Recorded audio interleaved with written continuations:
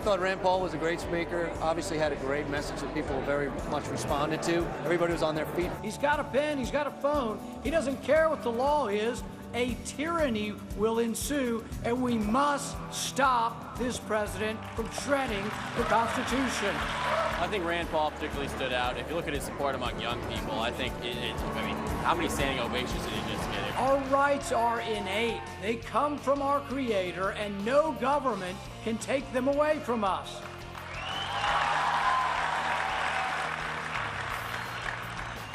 Mr. President, we won't let you. We will not let you run roughshod over our rights. Why is your husband the best candidate?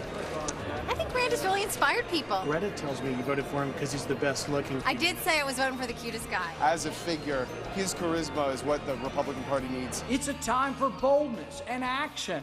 The time is now. Stand with me. Let us stand together for liberty. Thank you, and God bless America. Senator, nice to see you. Glad to be with you. Did you know you had a little crowd back behind you? Well, this is CPAC. We love coming to CPAC. All the young kids and the energy. It's great to be here. Well, I see that they certainly have they have their signs. I stand with Rand. Oh, that's great. That's good. You know, I also talked to your wife. She said she's going to vote, and she told me she's going to vote for the cutest guy. Yeah, I don't know what to say to that, but I have been lobbying her for her vote, so we'll see. All right. Well, I hope she does at least vote for you. All right. Your message is essentially, if I'm correct, one of liberty. Is that correct? Is that what your message here is? Yeah, my passion is the Bill of Rights, and that the Bill of Rights applies to everyone, and it sounds like, well, who wouldn't believe that? But there have been times in our history when we didn't apply the Bill of Rights very well to everyone. We need to remember that. We also need to remember that with current law. Currently, the law says that an American citizen can be detained without a trial. I find that just really completely and utterly unacceptable, and that's one of the things I'll tell, and it's a message I want the president to listen to. All right, let me ask you a question about drones killing Americans overseas. Your thought? There'll be some message of the discussion of drones. I think that it's dangerous not to have due process for American citizens. I'm not against using drones. I'm not against them as a military weapon. If we can save our soldiers' lives by using them, by all means, let's use drones in the military. But I have some questions about killing non-combatants, and I also have some questions particularly about killing Americans who might be on vacation somewhere. So, you know, I've asked this question of the president repeatedly. Is there some kind of process? Do we not get our day in court? And I think it's very important that we do, and I'll continue to argue for that. Have you ever actually sat down the conversation with the president on this? I had lunch about a week ago with Eric Holder, and we had a pretty extensive discussion about this, about due process, but also about second chance. I believe in a second chance. Kids that make mistakes with drugs, who are given a jail sentence or given time in jail, I think they deserve a second chance. I think they deserve to get their rights back, the right to vote back. So that's actually someplace where I have in common, and you'll find that I'm not someone, while I do criticize the president, I don't do it always just simply for partisan purposes. I do it when I disagree with him. But when I agree with the president or with Eric Holder, I'm not embarrassed to say, even at CPAC, that I do agree with allowing nonviolent felons many years after their sentence to be able to vote and enter society again. All right, that's the big picture. In terms of 2014, 2016, do you think that the independent voters, which are the ones that I think that both parties would love to have, are interested in sort of the big picture, or is it something like jobs? I mean, is it more like, you know, putting food on the table at home? I think jobs are important, but I think if you ask the independent voter that is now trending heavily towards Republicans, it's that they liked their doctor and they want to keep them, you know, and so they're insulted that the president gave us this grand takeover of medicine and said, if you like your doctor, you can keep them. But it turns out it's not true. So people have lost trust with the president. His numbers are plummeting because people want government to be honest. They also don't want a government that goes after political opponents. So the IRS scandal, the president using the full force of government to target his enemies, the Tea Party, many of whom will be here today, we're offended by that. And part of what I'll say today is no more. President, you can't use the government to abuse the citizenry. Well, the president says that the Republicans are fighting him every step of the way, all the votes in repeal in the House. I realize you're in the Senate, and they're not trying to help fix it. And that, in essence, the Republicans are part of the problem on this. Disagree with the president on that? There hasn't been one bill put forward to fix anything with Obamacare. Everything the Democrats have said from the beginning of Obamacare till now is our way or the highway. The president is unwilling to compromise on the debt ceiling, unwilling to compromise on Obamacare. We had The government was shut down, and we asked to delay the individual mandate. What was his response? Absolutely no, I will not negotiate with Republicans. So what did he do? A month after the shutdown, he delayed the individual mandate.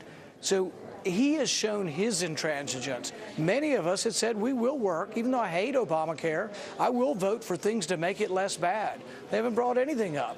I don't think they will. Is there any way for you to speak to the president? Does everything have to go through Senate Majority Leader Harry Reid in terms of the Senate communicating with the White House? You know, I had a conversation about 2 months ago. It was not just me, but some other Republican senators at the White House. And I said, why don't we lower the tax on corporate money that's overseas, let it come home at 5%? Currently, if you make profit overseas, it has to come home at 35%. And I said, let's put that into roads and bridges. That's a win for everybody. Republicans lower a tax rate, actually brings in revenue, and we build some bridges and roads. And he said, yeah, that is a good idea. And I said, why don't we do it? And he said, well, the CBO will score it as a loss of revenue. I said, we break every other rule in Washington. Why don't we tell the CBO to take a hike and do something good for the economy? Let's lower this tax. So I have been trying to get Democrats on board with that. Let's do that one bill and show that we can do something together. So I am willing to work with Harry Reid, but they've got to just get started. Let us vote on something. How much of politics in Washington is about winning, and how much is about solving problems? For some, it is about winning. I try to take a different approach. I'm a physician. I see a problem, want to solve it. And I really do see things completely regardless of who holds the presidency, Republican or Democrat. When I stood to filibuster the drones or the potential droning of an American citizen, I said I would have done the same if it was a Republican president, and I think people believe me. I honestly, the party doesn't make a difference. It's about power. What the president is doing now to amend Obamacare without legislative authority is absolutely wrong. But if it were a Republican president doing it, I'd be just as critical. Is there anything that I've heard some Republicans say that the president's abused his power, that he has essentially changed Obamacare? He's legislating, he's the executive branch of government. Is there anything the Republicans plan to do in terms of trying to put a check on that? He needs to be sued. He needs to be taken to the Supreme Court. We took him to the Supreme Court on him saying we're in recess and he's just going to appoint people willy-nilly with no restraint by the Senate, and he lost. The Supreme Court's heard him. We haven't heard the final ruling, but the appellate court ruled against him and rebuked him. I think if we can get Obamacare or his illegal amending of Obamacare to the Supreme Court, I think he'll lose.